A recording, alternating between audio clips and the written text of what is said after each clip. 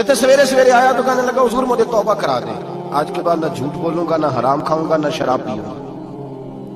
تو کہتے ہیں جتنے لوگ بیٹھے تھے کان کھڑے ہو گئے، کہا تجھے کیا ہوا؟ کہنے لگا 11-12 سال کا نوجوان آیا مجھے توبہ کرا گیا، چڑھتی جوانی، 11-12 سال 14-15 سال کا بچہ مجھے توبہ کرا گیا۔ تو کہتے ہیں ہم محو حیرت ہوئے کہ اتنا سا بچہ؟ تو کہتے ہیں کسی نیک باپ کا بیٹا تھا، کسی پرہیزگار ماں کا بیٹا تھا، گھر میں تربیت ہوئی۔ اتنے بچے تو خانقاہ بھی نہیں جاتے، اتنے سے بچے تھوڑی کسی ادارے کے فارغ التحصیل ہوتے ہیں، کس مدرسے سے پڑھے ہوتے ہیں؟ کہتے چھوٹی سی عمر۔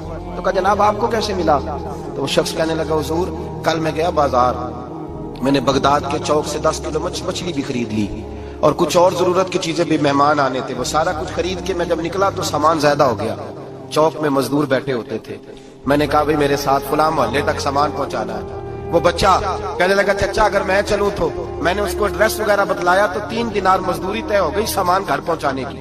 کہتے میرے ساتھ وہ نکلا اور جب رستہ طے کرنے لگا تو رستے میں گرمی بڑی سخت تھی، ظہر کا وقت تھا، ذرا ہم نے چند قدم اٹھائے، 2-4 گلیاں گزرے تھے کہ اذان ظہر کی آواز آنے لگی۔ تو کہتے ہیں بڑی منت کے انداز میں، بڑی گزارش کے انداز میں میری طرف دیکھا، عمر چھوٹی سی ہے، کہنے لگا چچا اگر اجازت مل جائے تو میں ظہر کی نماز پڑھ لوں۔ کہتے ہیں میں ایک جگہ پھٹے پہ بیٹھ گیا اور گپے کرنے لگا، سامان وہاں رکھا، میں نے کہا پڑھ لے نماز۔ کہتے ہیں بچہ نماز پڑھنے چلا گیا، باقی لوگ دیر سے آئے، وہ نماز پڑھ کے جلدی آ گیا۔ میں نے کہا بیٹے تو جلدی آ گیا ہے؟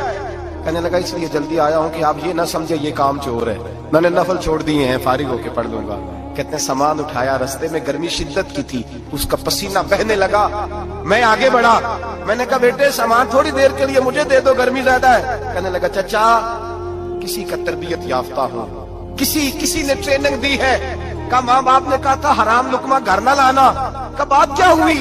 کہنے لگے میں آپ کو نہیں دے سکتا، اس لیے کہ 3 دینار مزدوری گھر پہنچانے کی طے کی ہے، اگر آپ اٹھائیں گے تو پھر میں پیسے پورے نہیں لوں گا۔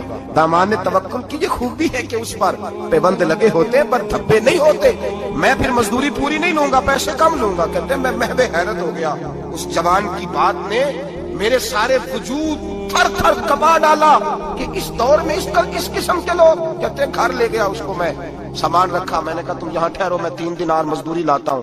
کہتے ہیں پیسے لینے گیا تو بیوی کو بتایا بڑا نیک ہے، بڑا پرہیزگار جوان ہے، کہنے لگی روٹی پکی ہوئی ہے، اسے کو دوپہر کا کھانا کھا لے۔ کہتے ہیں میں باہر گیا، 3 دینار تھمائے، میں نے کہا بیٹے ایک بات مانو گے؟